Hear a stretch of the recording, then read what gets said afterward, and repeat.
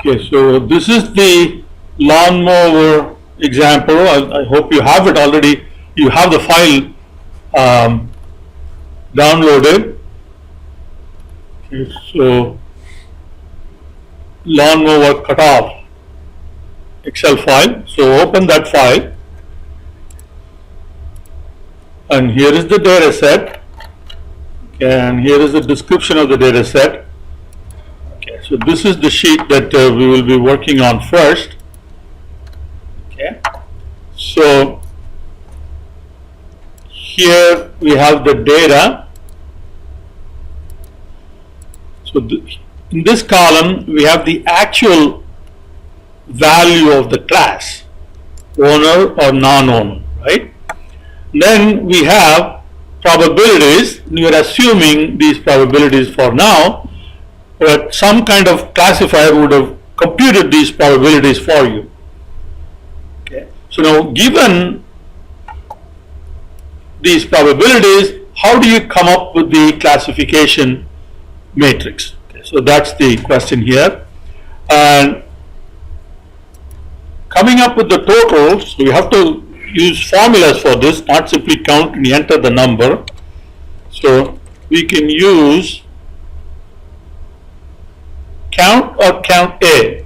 If you want to use a column with non-numeric data, you have to use count A.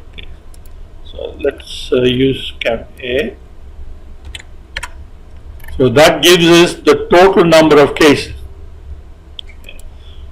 Now, the rows are the actual class.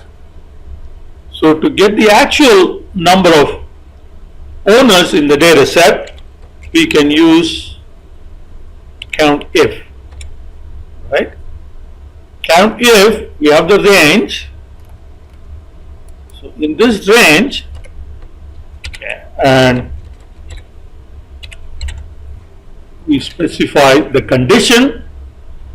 So this will count the number of rows with owner in the cell. Okay.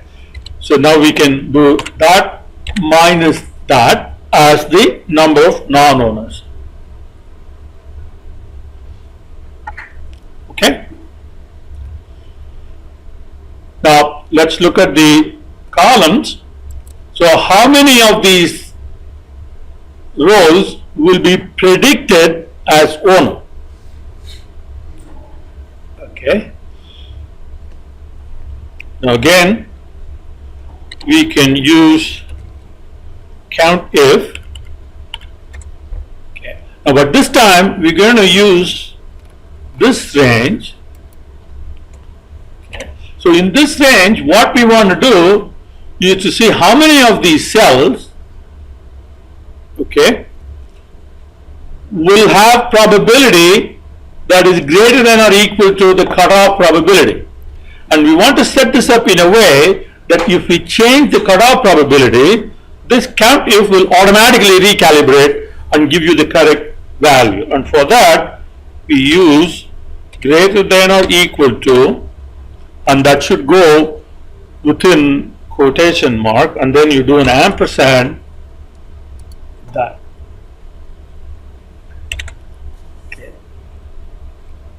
This will count in this range the number of cells with greater than or equal to probability compared to that. Okay. So at 0.5 and there are 13. So now take that 24 minus 13. Okay. This will give us how many records will be predicted as non-owner. So now if you change this to say 0.8, so it automatically changes the number of records predicted as owner and number of records predicted as non-owner. Okay. So now we have to figure out the numbers inside the matrix, and as it turns out that if you set up a formula for one of them, the rest of them will just follow as the row sum or the column sum minus that given value. Okay. Now here the count is a little more involved. So what we want to do is we want to look at the actual owners, not the non-owners, actual owners that have probability greater than or equal to 0.5. Right? We don't want to count the non-owners, only the owners. So how do you do that? So now we have two conditions. So we use count ifs. This function allows us to set up multiple criteria. Okay. So the first condition is you look at this first column, all right, and then you say owner. So that's our first condition. So only the owners will be selected.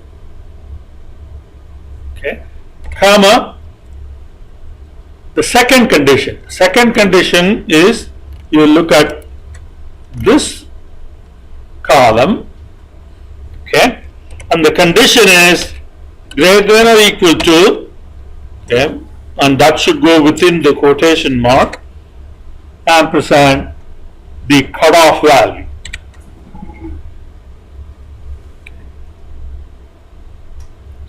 So this is going to give us the number of predicted owners within the records that are owners.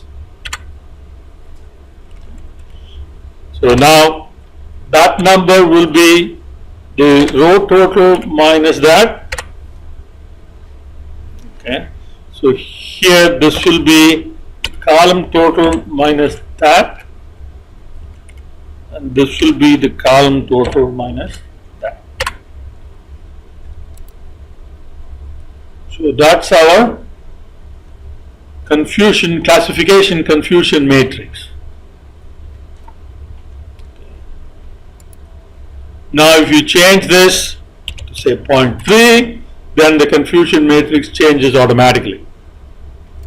If you put it as 0.8, so it changes automatically. Okay. So let's put it back to